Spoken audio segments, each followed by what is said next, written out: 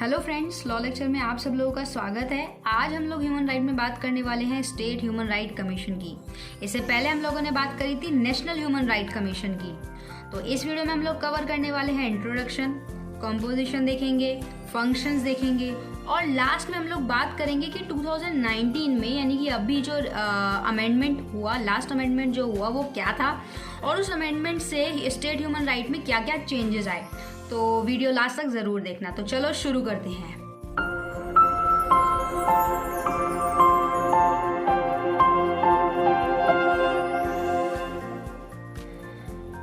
अगर इंट्रोडक्शन की बात करूं मैं तो protection of human right act 1993 में आया। तो वहां पे दो चीज क्रिएट हुई, दो चीजें प्रोवाइड की गई। Number 1 NHRC national human right commission, जो कि हम पहली वीडियो में बात कर चुके हैं। अगर वो वीडियो आप लोगों ने नहीं देखी है तो पहले जाके उस वीडियो को देखो, क्योंकि उसके बाद ये वाली वीडियो देखना यानी कि स्टेट ह्यूमन राइट कमीशन समझना बहुत ईजी हो जाएगा।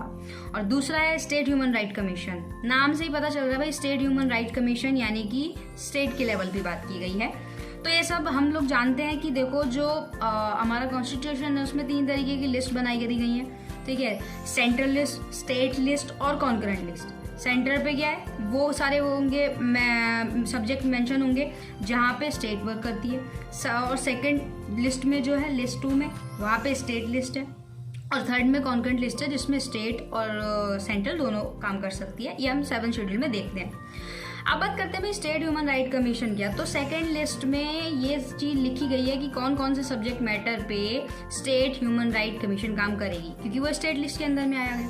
और जब 1993 में इस्टेब्लिश हुआ था, जब लेजिस्लेशन ने protection of human right act 1993 में किया था, तो इस एक्ट में 2006 में एक अमेंडमेंट आया था और 2019 में जो रिसेंटली आया है वो भी देखने वाले हैं। तो बेसिकली इसका काम ये है ह्यूमन राइट कमीशन का कि रिस्पॉन्सिबल और प्रोटेक्शन करना, कि भाई ह्यूमन राइट का जो वायलेट ना हो, प्रोटेक्शन करना और साथ के साथ प्रमोशन करना ऑफ ह्यूमन राइट्स की। एट प्रेजेंट की बात करूं तो 26 स्टेट में जो है स्टेट ह्यूमन राइट कमीशन है। अब कुछ लोग बोलेंगे मैम 28 स्टेट है या 29 है। हाँ ठीक है, बट कुछ स्टेट्स में क्या है, ह्यूमन राइट कमीशन नहीं है, या कुछ में क्या कर दिया है कि मतलब कुछ स्टेट्स का क्या है, कुछ स्टेट्स का एक ह्यूमन राइट कमीशन है। इसलिए एट प्रेजेंट की बात करूं तो 26 स्टेट में इस टाइम पे ह्यूमन राइट कमीशन है। अब बात करते हैं कि भाई ये तो ठीक है कि स्टेट ह्यूमन राइट कमीशन है, लेकिन पहला स्टेट ह्यूमन राइट जो कमीशन था वो कॉन्स्टिट्यूट हुआ था कोलकाता में 8 जन 1994 को, जिसको कि West Bengal human right commission के नाम से जानते हैं। अब बात करें कंपोजिशन की, तो इसमें एक चेयरपर्सन होता है जो कि चीफ जस्टिस रह चुका होता है हाई कोर्ट का। देखो NHRC में यानी नेशनल ह्यूमन राइट्स में क्या था, वहां पर क्या हो रहा था, वहां पर जो चेयरपर्सन था वो सुप्रीम कोर्ट का, लेकिन SHRC में क्या है कि हाई कोर्ट का चीफ जस्टिस रह चुका हो और एक मेंबर ऐसा हो जो कि एक तो चेयरपर्सन हो गया और एक मेंबर ऐसा होता है जो कि हाई कोर्ट का जज रह चुका हो, प्लस एक मेंबर ऐसा होता है जो डिस्ट्रिक्ट जज ऑफ स्टेट का रह चुका हो। 2 मेंबर अपॉइंटेड किए जाते हैं कि जिनको नॉलेज होती है कि भाई ह्यूमन राइट्स की प्रैक्टिकल उनको नॉलेज जो होती है वो होती है। और चीफ एग्जीक्यूटिव ऑफिसर होता है। तो ये लोग होते हैं। अब बात करें कि इनकी अपॉइंटमेंट कैसे होती है। तो भाई जो चेयरमैन है या चेयरपर्सन है और जो मेंबर है वो अपॉइंटेड होते हैं बाय द गवर्नर।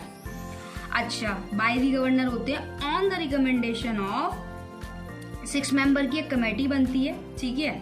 और ये कमेटी में रिकमेंडेशन क्या रहता है मेंबर्स का, जो चीफ जस्टिस है उसके रिकमेंडेशन पे स्पीकर ऑफ लेजिस्लेटिव असेंबली के, स्टेट होम मिनिस्टर जो है वो हर स्टेट का अलग अलग है तो वो, और leader of the opposition in the legislative assembly. इन लोगों की रिकमेंडेशन पे ये 6 मेंबर जो हैं, जो 6 मेंबर बनते हैं, 6 मेंबर की कमेटी, उन्हें जो है गवर्नर क्या करती है, अपॉइंट करती है।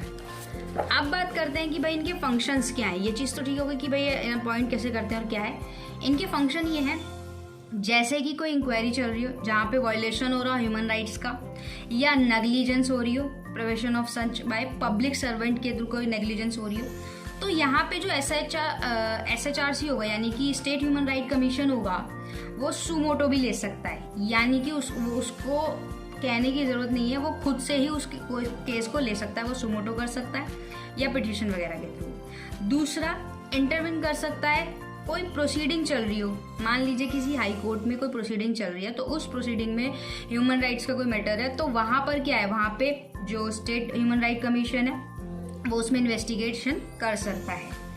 तीसरा, कोई जैसे जेल वगैरह हो गई जहाँ पे डिटेन करके रखा जाता है, ठीक है, उनकी लिविंग कंडीशन क्या है, वहाँ पे जा सकती है स्टेट ह्यूमन राइट कमीशन और देख सकती है उसका फंक्शन वगैरह कैसे हो रहा है। रिव्यू कर सकती है कॉन्स्टिट्यूशनल या अदर लिविंग कंडीशंस पे। अंडरटेक टू प्रमोट, रिसर्च कर सकती है ह्यूमन राइट्स को लेके, और एनकरेज कर सकती है effort of non government organisation, NGO वगैरह जो वर्क होंगे ये। पावर कर सकती है civil court and its proceeding have a judicial character. देखो, माना कि जो स्टेट ह्यूमन राइट कमीशन है वो जुडिशियल बॉडी नहीं है, बट वो क्या कर सकती है, वो मतलब उसमें प्रोसीडिंग में काम कर सकती है, प्रोसीडिंग कर सकती है, और जो इन्फॉर्मेशन रहेगी वो स्टेट तक जो है पहुंचाएगी। अब बात करते हैं बहुत ही इम्पोर्टेंट टॉपिक की, जो कि है 2019 अमेंडमेंट एक्ट में क्या हुआ। तो पहले अगर बात करूं तो नेशनल ह्यूमन राइट कमीशन की अगर बात करूं तो HL दत्ता जी हैं नेशनल ह्यूमन राइट कमीशन के चेयरपर्सन। आप लोग जिस भी स्टेट से देख रहे हो, आप लोग अपने स्टेट्स का बताइएगा कमेंट बॉक्स में। तो अब बात करते हैं कि बहुत सारे चेंजेस हुए 2019 में, और इसको 2019 अमेंडमेंट एक्ट नाम से जाना जाता है। इसमें क्या हुआ, लाइक एक अगर इट्स प्रोवाइड अ पर्सन, ठीक है, पहले क्या नियम था, पहले ये था कि जो हाई कोर्ट का जज रह चुका हो, हम यहाँ पे स्टेट ह्यूमन राइट कमीशन की बात कर रहे हैं, जो हाई कोर्ट का जज रह चुका हो वो पर्सन क्या बन सकता है, चेयरपर्सन बन सकता है। लेकिन अब ये चीज क्या की गई कि भाई ये जरूरी नहीं है कि रिटायर हो, ऐसा कोई जरूरी नहीं है। वो अगर उस टाइम पे एट प्रेजेंट है भी एडिशनल में chief justice of high court, तो भी उसे अपॉइंट कर लिया जाएगा। दूसरी बात, नेशनल ह्यूमन राइट कमीशन की, ये थोड़ा हम सिमिलर लेके चलेंगे NHRC को और SHRC को, क्योंकि 2019 में ऐसा नहीं है कि नेशनल ह्यूमन राइट कमीशन में चेंज हुआ है, स्टेट ह्यूमन राइट में भी चेंज हुआ है। पहले क्या था, 2 मेंबर होते थे, अब 3 मेंबर हो गए। साथ में ये चीज भी बोल दी गई कि मिनिमम 1 फीमेल या 1 वुमेन मेंबर होगी, मैंडेटरी है, 1 से ज्यादा भी हो सकती है बट 1 तो होगी। तीसरा, जो चेयर पर्सन होगा वो नेशनल, अब क्या था, पहले क्या था, लाइक शेड्यूल कास्ट से आ रहा है, ST से आ रहा है, 1 वुमेन है उस तरीके से, लेकिन अब क्या चेंज कर दिया, जो चेयरपर्सन होगा वो national commission for backward class, national commission protection for child right, as well as commission for the person with disabilities as the ex officio member of NHRC, ex officio member हो सकता है। यानी कि यहाँ पे backward class और child rights को भी यहाँ पे इन्होंने जगह दे दी।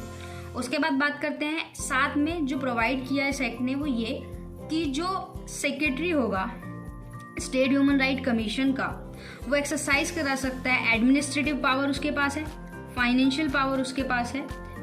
SHRC की अगर बात करें, वो एक्सरसाइज करा सकता है अपनी power subject to control the chairperson, मतलब कि चेयरपर्सन के निगरानी में रह के, या चेयरपर्सन को पता होगा, नॉलेज होगा, उसकी नॉलेज में जो सेक्रेटरी होगा वो जितनी भी एडमिनिस्ट्रेटिव या फाइनेंशियल पावर होंगी उन्हें एक्सरसाइज करा सकता है। ठीक है, सेम ऐसे ही नेशनल ह्यूमन राइट कमीशन में वो नेशनल ह्यूमन राइट कमीशन के चेयरपर्सन से करा सकता है, स्टेट में स्टेट ह्यूमन राइट कमीशन के चेयरपर्सन से। और दूसरी बात ये कि जो सेंट्रल गवर्नमेंट में क्या होता है, सेंट्रल गवर्नमेंट में जो SHRC है, अब हम लोग अगर यूनियन टेरिटरी दिल्ली की बात करें तो दिल्ली में क्या है, दिल्ली में स्टेट ह्यूमन राइट कमीशन का जो चेयरपर्सन होगा वो नेशनल ह्यूमन राइट कमीशन का जो चेयरपर्सन होगा वही होगा। क्योंकि ऐसा मतलब सेंट्रल ने क्या यहाँ पे किया है कि वो अगर चाहे तो और भी जो यूनियन टेरिटरी हैं उसमें चाहे तो पावर किसी और को भी दे दे, चेयरपर्सन अपॉइंट कर दे, बट जो दिल्ली में है, दिल्ली में उन्होंने ये चीज़ की है कि जो नेशनल ह्यूमन राइट कमीशन का चेयरपर्सन होगा वही chairperson state human right commission में दिल्ली में रखा है, क्योंकि दिल्ली जो है वो यूनियन टेरिटरी में आती है। एट प्रेजेंट तो HL दत्ता ही है। आप लोग अपने अपने स्टेट का बताइएगा मुझे कमेंट सेक्शन में। वीडियो अगर अच्छा लगा तो लाइक करना और इन्फॉर्मेटिव लगी तो शेयर भी करना। चैनल पे नए हो तो सब्सक्राइब करके बेल आइकन जरूर प्रेस कर देना। Thank you so much.